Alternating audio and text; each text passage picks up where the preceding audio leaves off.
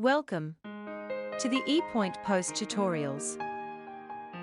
Today, I am going to share how our preset percentage discount function works. How to get here? You may refer back my previous tutorial. Let's get started. Method 1. Hit the Manager function button.